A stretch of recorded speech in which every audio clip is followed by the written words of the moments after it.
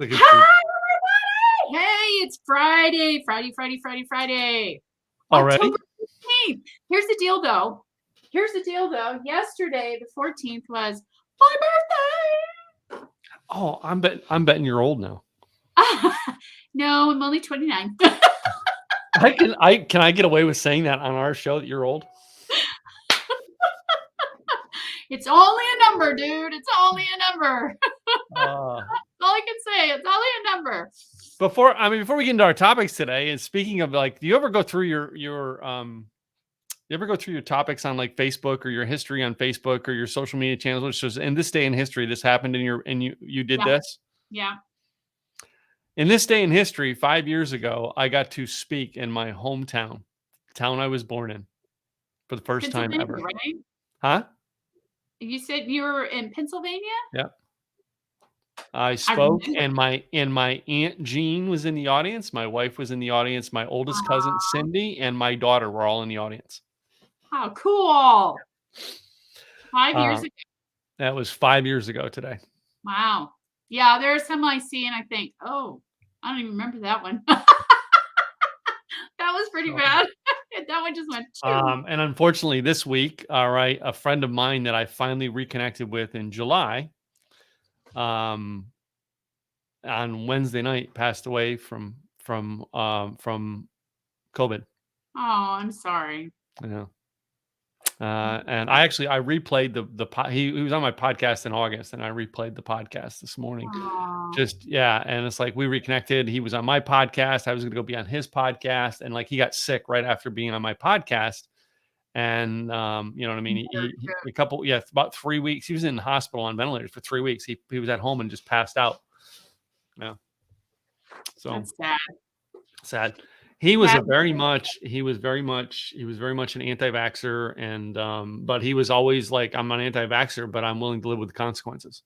yeah. Type deal. So I mean, I'm pretty sure he knew that even though he died of this, that he accepted his fate, and he's like, nope, I believed in this, and I think that's all of us need to do, is just whether we believe it or not, you have to accept the consequences of your decision. So Yeah. Whatever that decision is. yeah, it is. Yeah. So I'm sad to see him go, because he was a great, great friend, and you know what I mean. Things like that. It's just that's been a tough week for me. So on a I'm personal sorry. level, what's going on other than your birthday yesterday? What's going on in your world this week? Oh, well, we're still trying to sell a house. Anybody want a house? It's a beautiful, beautiful house. It's just, all the kids are in school now. So a lot of people they're hemming and hawing, which I don't get, because everything I've read, the rates are going to go up in 2022. The difference is really because you're in a family neighborhood, aren't you? You really probably should have had yours. When did you first list it?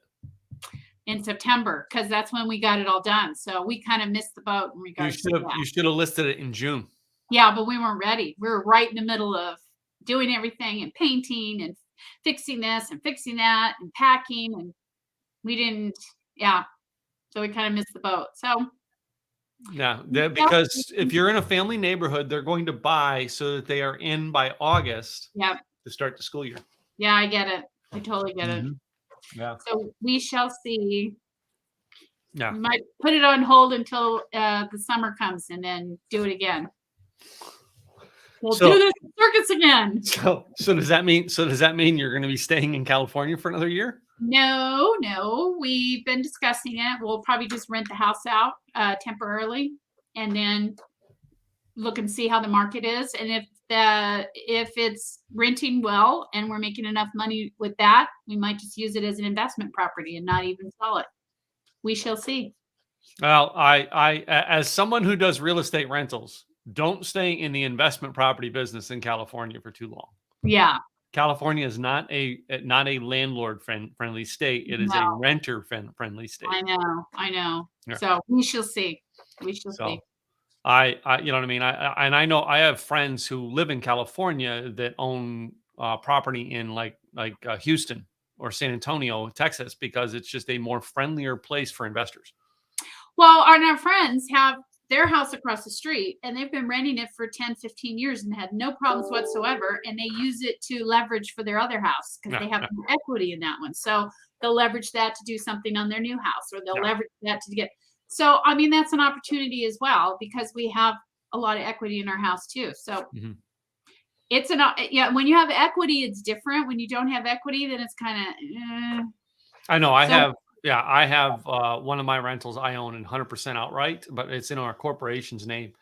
And now I've been advised by my new mentors that, you know what I mean, don't have too much equity in a rental property, because that shows a lawyer who wants I'm not going to have it because it's a condo, but if it was a house, it would show a lawyer the opportunity. Oh man, they've got some money in this thing. We can sue them and get this much out of it.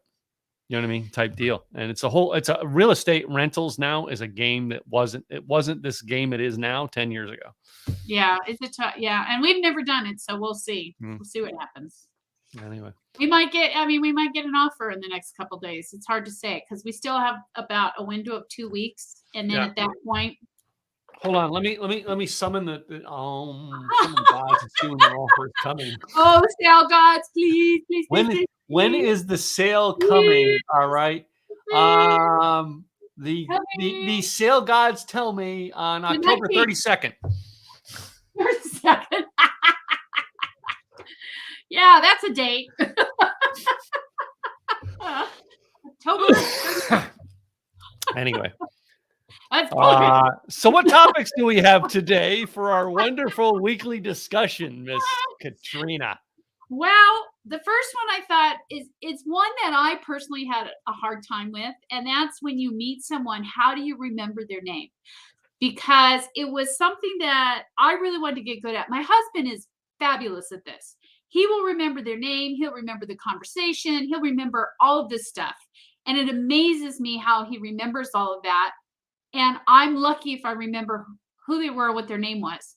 And I think the main reason why we do it a lot of times is our listening skills, like we've talked about before. Yeah. But they say either in business or personal that you get more of a response when you know that person's name. When you approach them and say, "Hi, Tim, it's great to see you again," instead of, "Hey, how's it going?" You know, it gives them, as opposed to mine. "Hey, guy, what's up?" Yeah. "Hey, hun." That's me. "Hey, dude, whatever." Yeah. So do you remember the story of Craig and Brian? Is it Brian Tracy? So Craig liked Brian Tracy because he remembered his name, and then he had him speak on his stage. And Brian Tracy gets on the stage and goes, "Oh, so thank you for that great introduction. What was your name again?" Yeah, I remember that. But Craig knows everybody that he meets. He's really good at that. He is good. Actually, I can tell you the first time I ever attended Craig's seminar, he had not met me in person, but he talked to me on the phone, and I was sitting in the first or second row on the right side, because back then he only had the two rows, right? And I was on for him it was the left side. For me it was the right side, looking up, right?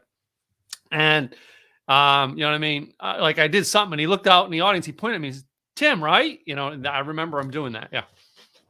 He's really good with names. He's really good with faces and remembering people. It's very rare that he doesn't remember somebody or their name. Very rare. I suck at this. So I'm sure you got some great points to help me with it, right? Yes, we do. Well, first of all, there's 3 things that you can do to help remember their name. Okay.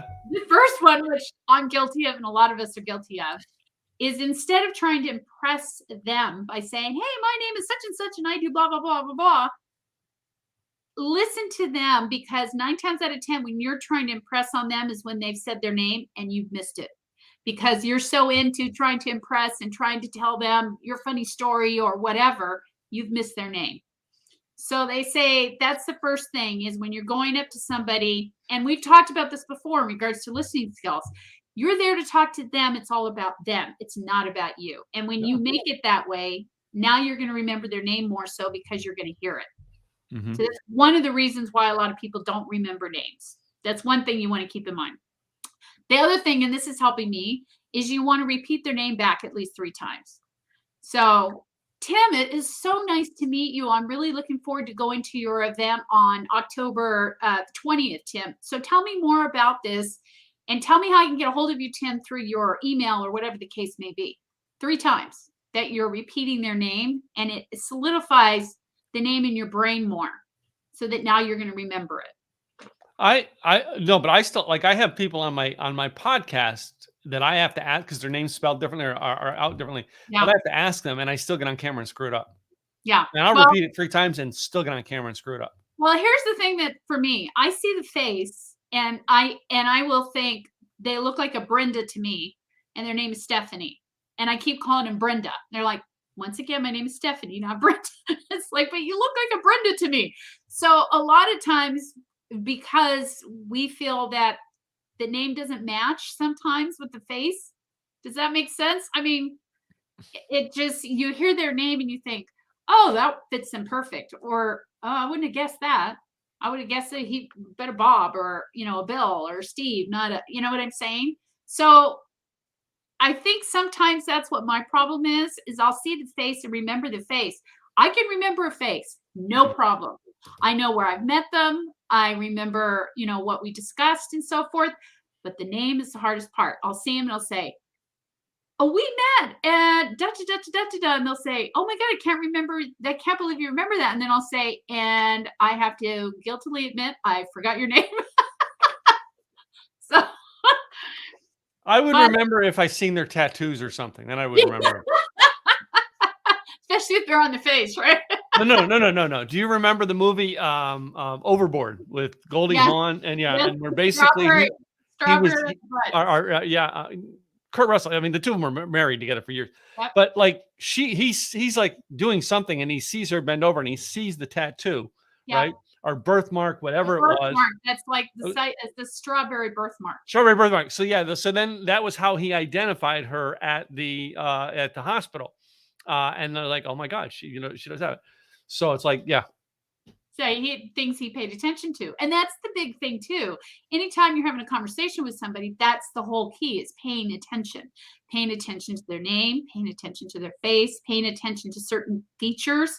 Because that's the other one that they're talking about is you pay attention to unique features in their face and you remember those. Some people will, I know this sounds bad, but some people will look at them and think, oh, so-and-so, he reminds me of a monkey because his nose and the way or so-and-so reminds me of a turtle because it's just, when you put those things together, it helps you associate the name better. So those are the 3 things that they talk about. Number 1, of course, is showing interest in them and listening instead of trying to impress on them what you want to say.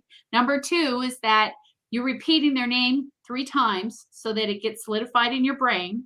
And number 3 is finding something unique, some feature that's unique on their face that reminds you of something, or maybe it reminds you of a song, whatever the case may be. And that way you can remember their name that much more. It brings it to the forefront. So I have to remember that you have red hair, right? And then I won't forget you, right? Yes, absolutely. Absolutely. How about all right? Now I'm going to go here, and I know you're going to slap me upside the head because I'm a smart ass in this whole thing. But what if you're wearing a red dress, all right, and you just happen to have on black panties that day, and I can see them through it? Well, then I'm sure you would remember them. Because I really would call you red, huh? Because here's a funny story. When I was in high school, in those days we had business classes. Yeah. This was a typing class that we were taking. And I don't know if this teacher, he was one of those old-fashioned, had this bald, looked like he was more of a banker than a teacher. Yeah. He'd always wear, the very, very conservative outfit and so forth. This day, and I don't know if he had a new girlfriend he was trying to impress or what, but this day he had a red shirt on, red underwear, and white pants where they showed right through. He was trying to impress you. And when he was walking up the aisle, we were just whistling and, hey, sexy. And he's like, and then when he realized he had one of those sweaters over, he put the sweater around his waist for the rest of the day. So he never lived that down. Never lived that down. But we remembered him. I mean, to this day, I remember him. I don't remember his name, but I remember him.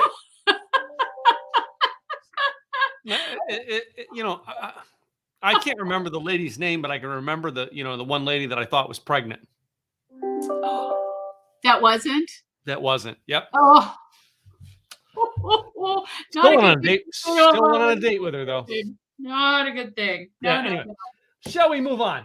Well, we still have more on this. I I'm know not you have more on this. so I'm getting off my distractions to get the subject out so people actually can learn something as opposed to my demented mindset. So here's the thing that's really interesting too is you not only do you want to pay attention to what they're saying, but you want to capture that, especially when it's personal things that you want to remember, like their likes, their dislikes, their job, their kids. And my husband is so great at this that he will go to parties, remember what they said, and then see him again and say, "Oh, so how's your daughter? Last time we spoke, she was going to college. I think her name was Sarah. Is she all, in with the dorms? Did you get her all settled in?" And they just look at him with this dumbfounded, how the hell did you remember that? Mm-hmm. I can't believe you remember that conversation. Because when we really truly listen is when we capture those moments and those tidbits that now we can talk to them the next time. And now they're so impressed that we remember these things. 9 times out of 10, they're going to do business with you instead of the next guy. Yeah. So it's a huge business thing. But I mean, I've gotten down to where that is, and where I've gone into conversations, and I heard this because of the church I grew up in. I had this gentleman at my church who was like, like as a child was like a camp counselor or something, right? But every time I would run into him, all the way through my teen years, you know what I mean? He kind of knew what was going on in my life. And just, so Tim, how's it going with the new school? Tim, how's it going with, and I was always wondering why. And I found out this is a weird secret that just, for Christian people is, because he was always praying for me. So God was always revealing to him, what was going on in my life. So he knew what to pray for. So that's how he knew me. All right. In a very interesting way. I mean, and that's it.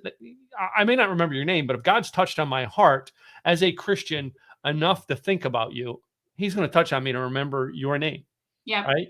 And, where I may be praying, well, I'm praying for Katrina, but what is it about Katrina? Huh? To sell my house. Yeah. Well, that's it. If God is going to impress on me to, all right, pray for her, pray that she would sell her house. Yep. You know what I mean? It's a spiritual connection that will also help you remember names, I think. Yeah, I agree. I totally agree. It's great for business, personal, whatever the case may be, but those are the key things that you want to remember when you're trying to remember that name. Yes. So our next topic, and this is an interesting one because I know I take at heart reviews and testimonials, especially when I'm buying a product on Amazon and you're going through the reviews to see, did they like it? Did they not like it? What did they like? What didn't they like? So on and so forth. But here's the deal. Right now, the FTC is starting to really crack down on fake reviews. And they're fining companies upwards to $43,000 per violation. But what are they labeling as a fake review? Well, the way they look at it is a fake review, and there are certain words in there that they pick up. If it's too good, then it's too good to be true, so to speak. And believe it or not, there's actually companies out there that pay people to do just this. They will pay them to go online, look at a product. They haven't even tried it. And then if they tried it, what would they do as a review? That would be a positive review. Whether they tried it or not. I agree that should be wrong because you're not somebody who's actually bought the product. All right. No. We ask for testimonial reviews from when people come attend our events. All right. But we want it from the people who attended the event. Now we try to get it at the event because they're still in the experience. Exactly. You know what I mean? But I've learned to be very discerning when I'm reading people's reviews. All right. And like if I read a book, so I don't know you, Katrina, but you're telling me about your book you have. I go to Amazon and I start reading the reviews of the book. I'm analytical of the reviews because I can read the review based on, all right, this guy read it, but he also read it on the day that his mom died. All right. His dog ran away from him and his wife divorced him. So he was having a bad day. And any review he wrote that day was probably a bad day. I mean, I can analyze that. But that's why I asked, what are they considering the fake reviews? I did not know. I didn't realize that there was companies that just went out and did reviews. Yep. All That's right. all Like we do. we do books where basically we'll release a piece of the book to a bunch of our friends and say, hey, go write a review for this. Yep. You know what I mean? Or even the podcast. By the way, please go write a review. All right. Give your review to our podcast. Thank you. For Business Juice Pod. How fantastic it is. Yeah. And it better be a good review. Yeah. And give it a good review. No. Get a good review. But anyway, what else you got on that? Because the FTC's going down on it. What else is going on in there? Well, and part of it though too is that when you're looking at things, if there are no bad reviews whatsoever and it's all good across the board, then you kind of wonder, because there's going to be somebody that doesn't like something.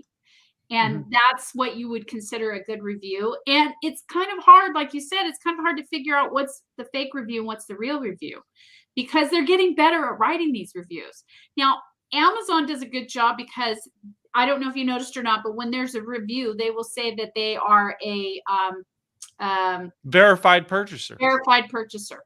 So that means if you have been purchasing a lot from Amazon and you do a lot of reviews and they like your reviews, they'll start sending you stuff to review and try it out, let them know about it, then do a review on it. So wait a minute. So Amazon is now, if I'm a verified purchaser, does that mean they verified that I purchased the product I'm reviewing, or does it verify that I'm a purchaser of theirs and they've asked me for reviews? Do you see what I'm getting on the two different? No, my understanding is because you buy a lot from Amazon and you do a lot of reviews on Amazon on these products, they see that, they send you things for free sometimes, or at a very discounted price, and then you review it. And the whole point is, after you've done using it or going through whatever the item or product is, then you put your review on, whether it's a good review or a bad review. But that's why it says verified purchaser, because then they know that it's somebody that has already purchased products through them, that's already done reviews and so forth. So it makes it more legit than somebody, just a company that they're paying for to do reviews for them. And that's how Amazon has gotten, because they were having problems too with getting fake reviews. And it wasn't necessarily from them, it was from the people that were selling the product. So they were buying the reviews to be put on Amazon. Then Amazon cracked down on them and decided, no, this isn't going to happen. We want to make sure these are real, legit reviews, so that when people are buying these, they're not getting this product and then having that all these people coming back and saying, hey, I read your reviews and they're bullshit because of this, this, and this. Then they lose credibility. So that's how they overcame it. But I mean, a lot of people put a lot of stock into these reviews and testimonials, because that's how they decide whether they're going to go with you as a business or whether they're going to buy your product or service. So like you said, they have to be true reviews based on that moment and when they're utilizing it. And that's why, that's the best way, is when they're at the event, have them do the review at that time. But as we know, not everybody does that. A lot of times it's like, yeah, I'll do it later. And we've talked about this, where it's good to put testimonials on your site as well as reviews. But just like with anything, when you're trying to buy something, you do your homework. And what I do is I go through all the reviews, the bad ones as well as the good ones. I go through the newest ones and the older ones. Because if you notice, with some of the older ones, they're not so good, but the newer ones are. So they've either improved the product, so it's doing better, or are they starting to buy reviews and now they're getting, so that's another way to start looking at things and trying to figure out, is this legit or not? Should I trust these reviews or not? Well, let me do this as far as reviews. All right. How often do you go to Yelp? You don't? No, I don't go to Yelp, because Yelp has already been, they've had their own problem with reviews. Well, let's face it. This is something, I remember going back 5 years. I helped a company in Orange County, California do this to try to help improve their Yelp reviews because they had a lot of negatives. And basically, when studying the industry, we realized that 90% of the people who go to Yelp on a regular basis, they go there to bitch. They don't go there because they had a good experience. They go there because they had a bad experience. Yep. Now, flip that. We both know a gentleman who's a lawyer in Las Vegas, Robert. Robert is like on Yelp. He is like the top rated, lawyer in the personal injury space because of the fact he learned how to help his clients and then get his clients to go to Yelp and leave a positive review. Yeah. So, yeah. So I mean, anytime I'm looking at reviews a lot, I look at testimonials are another thing too. I mean, you don't know that a company just, here, I'll pay you $20, give me a testimonial. No, I don't know. Yeah, no, I don't do that, especially in our space, because I just don't. To me, it's not honorable to do that. I want people's actual reaction to what we did. The testimonials that are on my pages, for instance, I have one of them on there that was an event that I held in 2013. It might have been 14, where basically I gave people the instruction on how to go home and use a basic computer recording and record an audio program. All right, with simple instructions on an audio program, and then burn it onto a CD, how to make a CD cover and stamp it on there. And this kid went home from my seminar on day 1, did that, and came back in on day 2 and showed it. He actually did a testimonial. It's in my testimonials. He goes, I can. And he showed me how to do day 1, try to do it. And I went home and did it, and he raises it up. I'm like, I'm putting that testimonial on my page. This is a guy who got instruction, went home, did it, and then gave me a testimonial. So, Yeah. And we've talked about it too. It's one of those key things you want to put on your website so that people can see that you're not only a legit business, but that you've got clients that are happy with you, that are happy utilizing your services or your product or whatever the case may be. So, like I said, people put a lot of stock in those reviews and testimonials, and you want to make sure they're legit. So you got to figure out what's legit and what's not. But the FTC has really started to crack down because it's gotten way out of control. Bottom line, all right, you got to learn to do your homework on what's right and what's wrong, right? Exactly. Yeah. So I mean, like me, I've learned to analyze things to know what's right and wrong. I can analyze and go, yeah, he wrote that bad review because he was having a bad day. Okay, he wrote that good review because he writes a good review for everybody. All right. So there's ways to analyze it, and I've learned over the years on how to do that. Yeah. But that's a skill that'll take time for most people. They're just going to have to learn to do their own homework. Exactly. And that's what I do. I just go through, like I said, I go through the new ones, I go through the older ones, and then I see what the difference is between them and what's the key thing that people have either complained about or said was really good about this product. You look at the 5 stars and then the 1 star. So like I divide them by 5 star, look at them. I divide them by 1 star, look at what they said. I did the same thing. Yeah. The same thing. Yep. So well, guess what it's time a good it is. way to figure it out. Yeah. Guess what time it is. Guess what time it is. What time is it? It's time for our website tip of the week. Dun, dun. What This is it? is a I'm good sure you got a website tip for the week. This is a good one, guys. This is a good one. So here's what I want to talk about. And this is one thing that a lot of people don't do. Whether you build your website or you have someone else build your website, who's maintaining it? And here's the thing is I've had more clients that will have someone build it for them, and now the website's down or it's corrupt or something's gone wrong. And 9 times out of 10, it could have been not even a problem in the first place if they'd had somebody go in and update the plugins or the themes or went in to make sure the links are working. Because when there's broken code or broken links or an image isn't there, I'm sure you've seen where there used to be an image and now there's just a square or this little tiny cartoonish image that doesn't mean anything. These are things you always have to make sure are up to date. So always go in, update your website if you built it, and you want to do it at least once a month, if not more. And if you had somebody do it for you, make sure you hire them for their maintenance program because it's going to save you a lot of time and a lot of money in the long run. That's my tip of the week.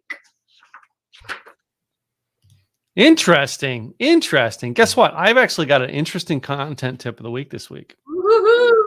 You ready for this? Yeah. What do we got? All right. So here we go. Ladies and gentlemen, all right. One of the things I learned this week, last week I was at Starbucks and I talked about this a little bit last week too, was running into my friend Jeff, and I'm trying to get Jeff on my podcast now. I am so fortunate this week that I actually have a podcast and I get people on it. All right. And I know I've brought this up time and time before, but guys, you need to put on a recording and interview of those people who are important in your life. You'll be glad you have a video of it. All right. Even if you record things that you do with your kids, record them. It can turn into content, yes, later. But you know what? Those are memories that you've gotten locked down for legacy. All right. To always remember this time in your life. Basically, everything you're doing with content is a documentary, because someday you're not going to be here. Someday you are not going to be here, and your family is going to be so glad that they can view that content because you created it. Yep. Stop worrying about what you're creating and just document your life.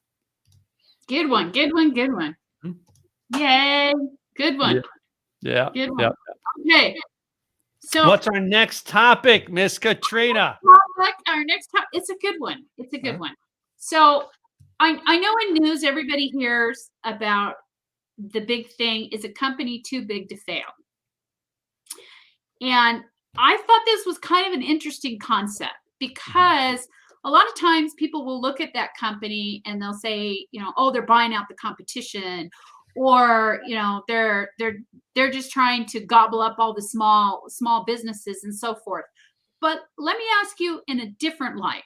What if that company was your company that they are saying is too big to fail, that you worked years and years and years to build, and you are very proud of what you've put together, and now people are saying, no, they're too big to fail, you're too big to fail, so you got to be broken up. No, not going to happen. What if it was your company? What do you do? I mean, we're all taught that we want to build our company into this big thing with a whole team of people that are helping us manage everything and getting more and more clients. But if you're that company that everybody's saying, no, you're too big, we need to break you up. I mean, well, shouldn't it be your company and you decide? But well, if that depends. If you're a publicly owned company, now it's a whole different story. If you're privately owned, then you have that can go back to the 2008, 2009, when basically we bailed out the auto industry as Yep. as well as banks. Yep. Mhm. I was not in favor of bailing out automotive industry. I was not, and the industry and the company that I respected the most was Ford, because they refused to take the government's money. Yeah. And walked away. Now, do you remember in the 1980s when there were government loans that Chrysler took out that basically said Chrysler was done, and Lee Iacocca not only built that company back but paid those loans back off early, and everybody was like to Lee Iacocca, why are you doing that? No one ever pays them off. Nope. Wow. I mean, it's just because when you look at a company as your entity, and I've seen this happen before, where companies will go public because they think that's a good thing, and then they end up going back to private, because when you're public, you have a lot more fiduciary things that you have to abide by. You have to abide by rules out there. Yeah. And sometimes, and that happened with Apple, where Steve Jobs, he went public and he got kicked out of his own company. Mm-hmm. It was his company. He built it. But once he became public, he had to have directors and a board. And because he wasn't playing nice with them and he saw things differently, they said, you're out. Yeah. Bye. And that was his own company that he built. Yeah. I mean, eventually he came back and he, Well, yeah, when the company realized that he was the secret sauce to make it work, then they're going to bring him back. But still, that's why I think I know there's pros and cons of being publicly owned and privately owned. But personally, as a business, I think you're better off being privately owned, because you have more control over your company. When you're publicly owned, whether you're making more money and you've got investors now and you've got more money and more security to a certain degree, you have a lot less control to a certain degree. But that's why this kind of comes into play, is if you're too big to exist, I mean, what's considered too big to exist? And that's what people were talking about in 2007 and 2008 with the banks. Mm-hmm. Why are we bailing them out? If they're too big to exist, then, I mean, if if I'm not making that money and I'm not paying my bills, they're going to force me to I got to do bankruptcy. They're not going to bail my ass out. So why are we bailing them out? Yeah. And that's something that a lot of people were having a hard time accepting. But because the economy was so attached to all of that, as well as the housing, they felt it was going to be even more detrimental if they didn't do something about it. But I mean, like you said with Ford, they said, no, we'll do it on our own. We'll get ourselves out. Don't worry about it. We're not going to take the money. And they did. It goes back to that. I mean, let's use story and analogy. All right. For this. All right. The story of the two college football coaches are standing there watching their team. And all of a sudden, all right, the quarterback fumbles the ball and the biggest defensive player on the opposite team grabs that ball and is heading for the end zone. Yeah. And it looks like he's going to get it. And this tiny little quarterback trails all the way down the field and nails him and tackles him at the 5-yard line. And the coach from the other side comes over and says, how the heck did your little quarterback catch my biggest, fastest running defensive player in that short of time? And the coach simply said, well, your player was running for 7 points. My quarterback was running for his life. Something about when our life is at stake or our business is at stake, we do extra. We put in the extra, shall we say, the extra oomph, the extra work. All right. We'll work 16 hours a day if we're going to lose something we built. Yep. But if I'm just like, well, this one's, I'm having a hard time with this. Hey, Katrina, can you help me out? What happens next time when it doesn't work out? You help me out once, you can help me out again, Katrina? Yeah. Now, I didn't give you much reward for helping me last time, but will you do it again? That's why, you know what I mean? Is too big to fail? Too big to fail? I don't know. Sometimes maybe it's good that big fails and it opens up small and it lets small take back over. We have a good friend who's in a mastermind with us, Paul Fink. Paul Fink taught me something many, many years ago. He doesn't use national banks. He uses his local banks for his business. And I'm like, why, Paul? And he said, well, if there's anything that happens on a national thing, I'm still dealing with a local, I'm still dealing with a local bank. And I know the guy who's the president of my bank by name. I can call him up. Mine too. Yeah, he says, you go call Chase or Wells Fargo or Bank of America. You might know a branch manager. Yeah. Maybe what you get is if you want to dial 1, if you want to do this, dial 2.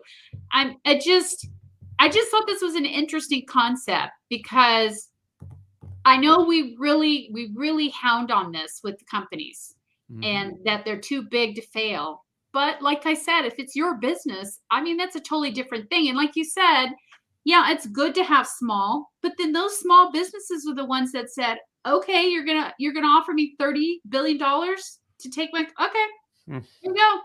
It's their company to make that decision on too. So I know I made an offer to someone for their business in the past few weeks, and I'm about to make an offer to someone else for theirs this week. So anyway.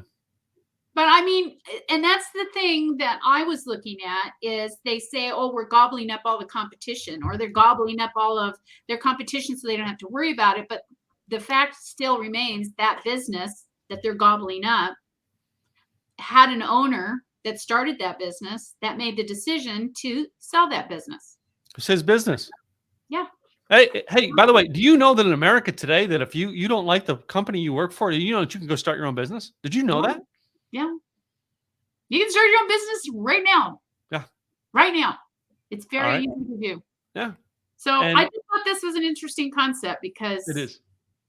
And it just depends on what side you're on. And I agree with, the mom and pops and so forth, and they should stick around. But the matter of the fact is they still were the ones that sold. Well, that's it. All right. And there are projects out there. You remember this? You remember the Snapchat? I'm not on Snapchat. You're not on Snapchat, are you? No. Snapchat, when it started, actually, I think Facebook offered to buy them. Yep. And they turned it down. Yep. They did. Now, which they ended up becoming a competitor. Facebook eventually, got Instagram, right? But we go back in time to buyouts. Yahoo offered how much money to buy Facebook? A lot. Yeah. And they turned it down. Now, does anybody even know Yahoo? Is Yahoo even up anymore? It is. It is. Yeah. But It's just that's how much things have changed. When sometimes companies go, oh, wait a minute, this is worth something. I might go build it. Right. Or sometimes they're going, well, I'll take my money and I'll go build something else. So. And start something. Yeah. And they might even start something that's even better. Yeah. It's hard to say. But I just think this is an interesting concept that too big to fail. I don't know. Don't know. Don't know. Never been attacked by a tree. Do you remember that movie? Do you even remember it? What movie? Karate Kid 2. Oh no, God no. Okay, so Karate Kid 2, he's going with Mr. Miyagi to his homeland, right? And they get off the plane at the airport, and there's a picture of a karate guy chopping, wood. That's his example. You can chop board. And he says, Mr. Miyagi, have you ever done that where you've actually chopped the tree in half? And he goes, can that be done? He goes, I don't know. Never been attacked by a tree. I don't remember that. Because Mr. Miyagi was all about karate was for defense. Yeah. It was not for attack. It was for defense. Yeah, that's true. I forgot about that. Sorry. Bless you. Excusez-moi. Okay, I'm going to let you take our last topic because it has to do with coaching and why it's gotten so popular for so many people. Well, it's interesting. First of all, before we go into the topic, is last night I actually sat with a gentleman and he was explaining his business model to me, and he used this word coaching several and like in a 5 minutes description of his business, he used the word coaching like 17 times. And I said, can you explain to me what you do and how you help people without using the word coaching? He couldn't do it. He never thought about it. Oh. He never thought about explaining that because we again, you and I know because we have coaches. We know what coaching is. And has the coaching industry got so big again? Is it getting out of control? All right. What do you think personally? What do you as listeners, what do you think of the coaching industry? Has it become a whole balloon on itself? I don't know. It's been different. It's been unique. Yeah.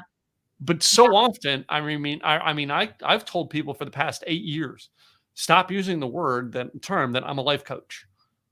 I'm a business coach.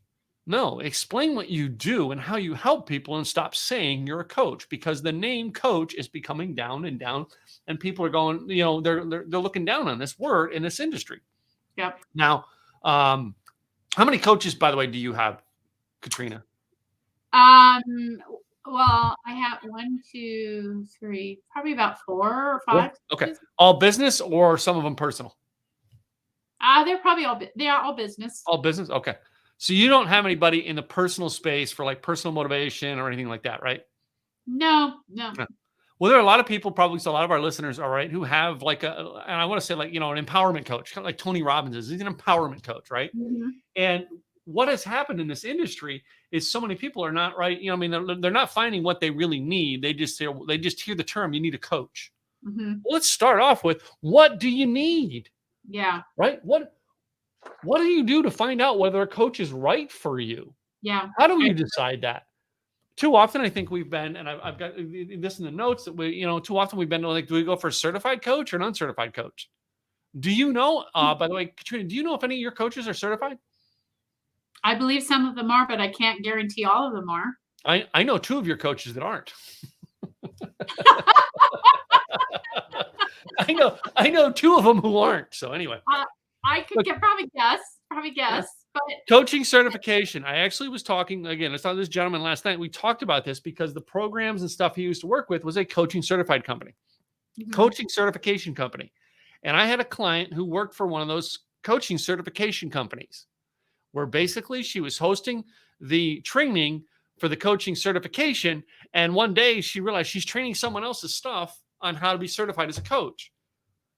And one day the guy went, well, I kind of like don't the fact that you're putting in an advanced class, because she started to come in an advanced class past it. And they're like, well, we don't like that because it's not in our curriculum. All right. And I can't think of this guy's name or what the coaching company was, but basically, she ended up parting ways and created her own coaching certification program. Mm-hmm. Well, anybody can create a coaching certification program. Yep. It's the difference is, are you creating the certification in coaching or certification and coaching what you do? Mm-hmm. That's the distinction I want you guys to put out in coaching, because I could have a simple, easy marketing coaching certification, but it's not about certifying you to be a coach. It's certifying you to teach the curriculum that I teach and I have created. That's that's a success that you've shown over and over again with your clients, that is a success because they followed your coaching system. Yeah, exactly. And that's the hardest part, I think, too, is when people are looking for a coach. I know this was hard for me up front, is how do you find that right coach? How do you figure out, is this the right coach for me, or is this the right coach? Because in reality, I had hired on a coach. I didn't have the money to really hire on this coach at the cost I did. And as I was going through, I was realizing, hold on, she's not really coaching. She's just selling. Oh, I have VA. I have a whole VA group that will help you with that. So you sign up with them, and now she's making even more money. Oh, I have a whole law team that they can help you with, and now she's making more money. I mean, it was constantly money going in her pocket, but I wasn't getting any help, and I was getting this huge binder that was this big. Here, if you follow all these steps, you'll be successful. She wasn't really coaching. She was a salesperson, and coaching is, truthfully, I sat last night hosting. Sorry. I sat last night hosting this event. All right, my local meetup. Right, and only one gentleman showed up of the four who said they were coming, and I sat there one-on-one with him and basically gave him coaching, because I said, okay, you basically got me for the hour. You might as well take advantage of it. Ask away. And he asked questions, and I gave him, and literally he was there with his notepad, just like I am all the time, writing down, okay, that's a good idea. I need to put that down on my paper, right?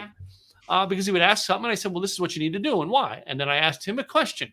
I remember asking him about, what followings he had on social media trying to sell his book. And I said, okay, you've got this following over here on LinkedIn. Here's what you should do to try to find out if people on LinkedIn that are your followers are interested in that subject.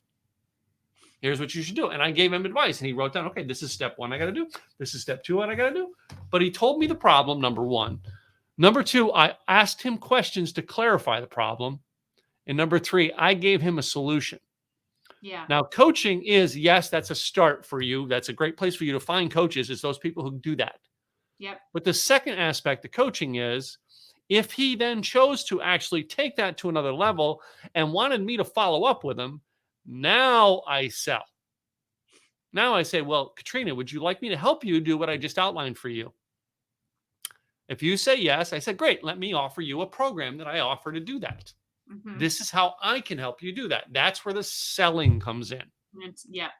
So I coached you, but I wasn't a hired coach by you. So I was able to let you see how I may be able to help you now in a consulting fashion. But now I'm able to go, okay, now do you want me to help you to do that? Now the relationship, if you said yes, the relationship goes into a different form.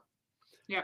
Now it is every Monday, Tuesday, or, whenever we have our coaching call, you're on the call with me. And I say, okay, Katrina, last week I told you to put out 2 posts on your LinkedIn, all right, that were 300-word blog posts on your LinkedIn, all right, to try to engage people. Did you do that?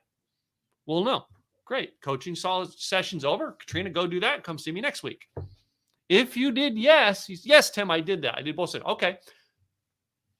Post 1, what was the results you got? Yeah. Post 2, what was the results you got? Now the next coaching session is about how to take the results and move that post to do the next task. Again, now I'm taking consulting and coaching. I'm asking you questions and then giving you tasks to go do and following up with you next week. So here's a question for you, because I know there's a lot of people out there that are getting into the coaching business. Mm-hmm. And I know that depending on who you talk to that have either been in the coaching business for a while or are just starting, they have a hard time, at least is what I hear, they have a hard time with the consulting piece. Mm-hmm. Because they want to give, they have all this information they want to impart, but when people call them and talk to them, they get that free consultation up front, and then they call them again and say, well, you gave it to me for free, why do I have to pay for it now? Mm-hmm. So I think that right there is a hard piece when it comes to coaching that I see a lot of coaches struggle with. I've seen in a lot of the groups that I'm with, is they really struggle with that consultation and the sale, and how they're going to get them in to make them realize that, okay, this is worth it. This is worth my time. This is worth the effort. I'm ready to get started. Yeah. At the end of the first consultation, always has to have, first of all, I believe everything you do should have a call to action. Yeah. The end of the first consultation, you should be, number one, your last question should be, does this help you? Yeah. Yes or no question. All right. Yes, this does help. Great. Would you like to put it into action? Would you, or I should say, would you like me to help you put it into action? Yeah. Now, when they say, well, what does that include? Now is your chance to explain, this is how my program works. Too many coaches and consultants out there are not doing that two-step right there. Yeah. Did this help? Yes. Would you like to learn how I can help you move forward with it? Yeah. Yeah. And I think that's the hardest part with coaching, the coaching industry in general, is that I think some of them, whether they go through a certification or they get taught by another coach, I don't know if they're really being taught how to go through that process or how to get that sale. And most people, when you talk to about being coaches, is they do it because they want to help people. Yeah. Most coaches are there because they want to help people. That's why they're in the business doing it. They really don't have a lot of, shall I say, new or inventive ways to do things. They just have a way that they are confident in doing things. And they feel that because I'm confident in doing this and this worked for me, if Katrina wants my help, I reach out to Katrina and offer it. Katrina takes it. Yes, I help her. Katrina doesn't. I move on and I go help Sam over here. Yeah. You know what I mean? That's the coaching industry. Whereas right now, there's a ton of people getting into it going, well, I can make a ton of money as a coach. Oh, I should go do this. I didn't get into coaching that way. I got into coaching because Zig Ziglar basically explained to me that I was coaching people for free. Yeah. And said, you know, you got to tweak it because you can't do it in that industry anymore. But that's what you're doing. You're coaching people for free. There are people who will pay for that service. That's where you make money doing it. And the coaches who are just out there to try to sell, first of all, I hate it when I hear a coach on stage talk about, well, let me tell you how I do well in coaching and how I sold $13,000 million and whatever in coaching last year. And I'm like, I don't care. What did you help your clients do last year? It's exactly. Yeah. And how are you going to help me? I mean, how are you going to help me? People who are sitting in that audience, they don't care how much you made. They want to know, how are you going to help me get past A, B, or C? Yeah. How is that going to? Yeah, one of the notes we had down on here are people are looking for someone to be to confide in. All right, and that's it. They want to know that they can trust you. And if the first thing you're going to brag about is how much money you made from them, that's going to be a like, I'm not know if I'm going to confide in you yet. Yeah, you just ran out and bragged about how much money you made from me. Yeah, that's not a sign of getting people to confide in you. All right. But when you actually share, like I share all the time, one of my top clients who's doing very, very well right now is Terry Hardin. Terry Hardin is a Disney Imagineer. I love Terry Hardin. Right. And Terry got on camera because I pushed her to be on camera and do it right. She does more things on camera than I do. Right. Because of the way she did it. She actually set her camera up. Her husband, first of all, was into cameras, but she was like, confused on how to do it and make it in a way that people would be interested, and she didn't know if they were.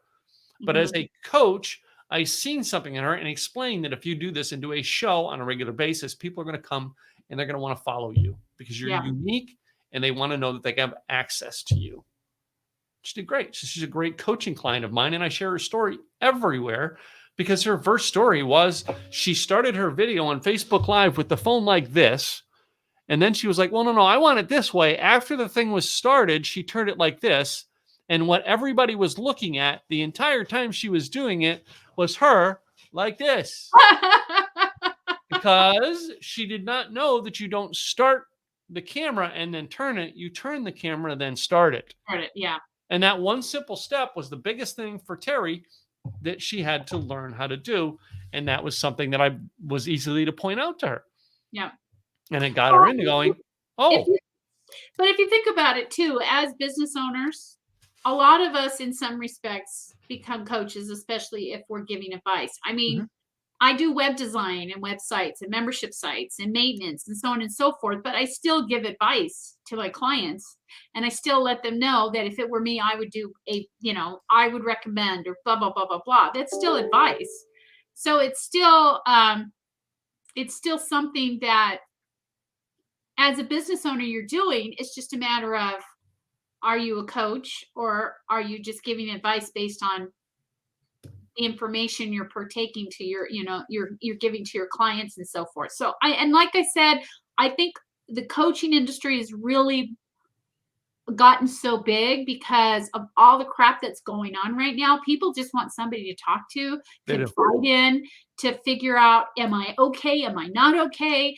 Can I do this? Can I not do this? Can you help me, just get past all the muck? And I think that's why it's growing so much, Mhm. because people don't want to go to a therapist, or they may not want to go spend the $120 an hour to go see a therapist and so on and so forth. So I think Well, coaching is people, another way too, in some respects, to help people kind people of, still have a negative connotation with therapists.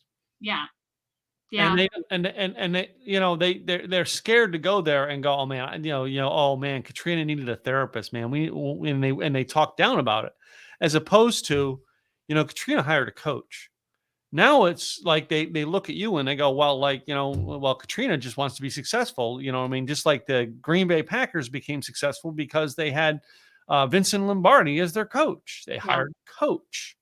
The coach made the team better, yeah, as opposed to, well, hired a therapist. Well, it's like almost like, what I mean? Well, she was sick and she got a doctor.